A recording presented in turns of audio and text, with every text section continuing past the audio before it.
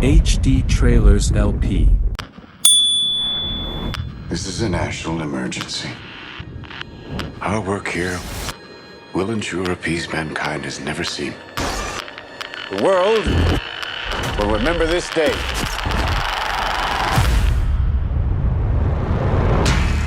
This is arguably the most important story of our time. The stakes really couldn't be any higher. It's profound, but it's told in a very human way. Everything Chris Nolan has done has been a prelude to this. This is not a film, this is an experience. It is a heart-in-your-mouth thriller.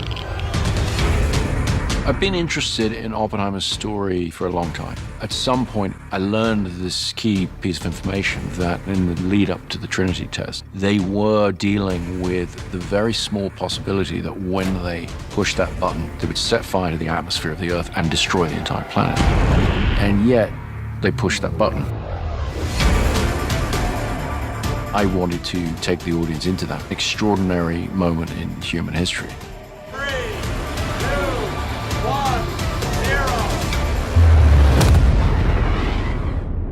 All America's industrial might and scientific innovation connected here.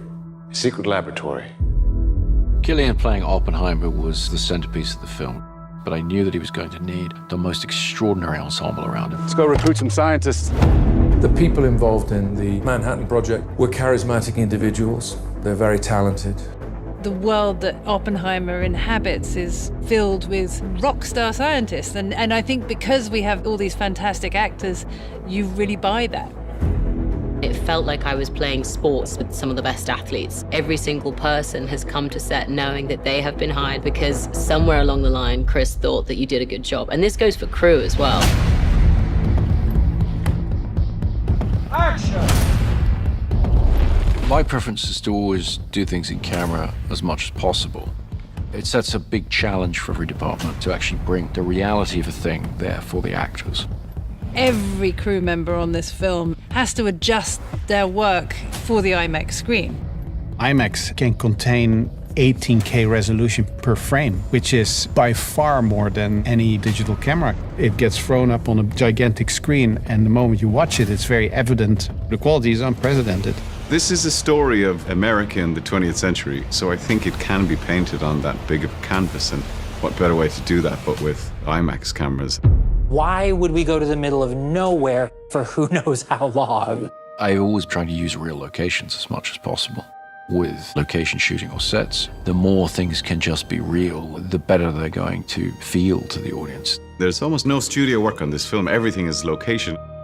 The sets were built in such a way that they felt incredibly authentic. We built our Los Alamos at Ghost Ranch, New Mexico, which is along the same mountain range that Los Alamos proper sits on.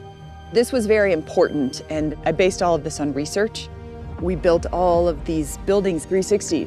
We want it to feel like you are right there, you are in this is happening, this is real.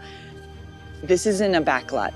It's just the most transporting thing, you know, when you're there and it just looks exactly like Los Alamos 1940s must have looked, and you know that no detail has been overlooked. You know, we also shot in a huge amount of the real locations. We shot in Oppenheimer's house, in Los Alamos. We shot in Princeton. Walking through Princeton, it's really very funny because people, you know, they're walking around, they go, shooting those scenes, playing the characters who really had versions of these events happen there, you just get a real charge out of it, you know? This is a matter of life and death. But I can perform this miracle. When you do Chris's movies, things that when you read a script you normally would think would be visual effects, you know that you're going to be doing this stuff practically. They had to film the world of quantum physics. Their whole unit was one big science project. I was daily very jealous. It's kind of back to the old days. We did a lot of experimentation. They came up with some very interesting analog methods of how to approach this, all of which was leading to the Trinity test, which had to feel nightmarish and terrifying in a way that computer graphics never really is. What we were were able to get into the finished film, to me, is extraordinarily beautiful, but also very frightening. Working with this whole team was such a great camaraderie, and with the commonality of we are going to get this in camera. I love Chris's dedication to that. It really speaks to Chris and the way he directs. All of the energy goes around the camera. Like, we're all here to do the same thing. Chris makes films for theaters, for movie-going audiences. You know, so you want to see that as it's designed to be seen. Watching this very different sort of film on that big screen, it sort of makes you gasp. You're right in their experience. This is, I think, a definitive moment in the history of modern filmmaking. Do yourself a favor and go see this on as big a screen as you can.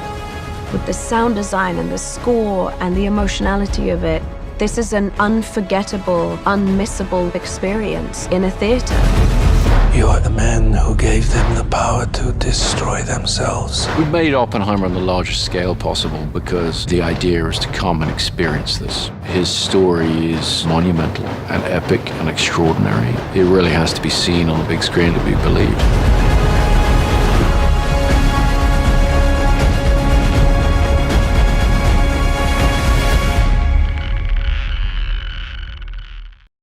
Please subscribe to our channel and activate notify bell.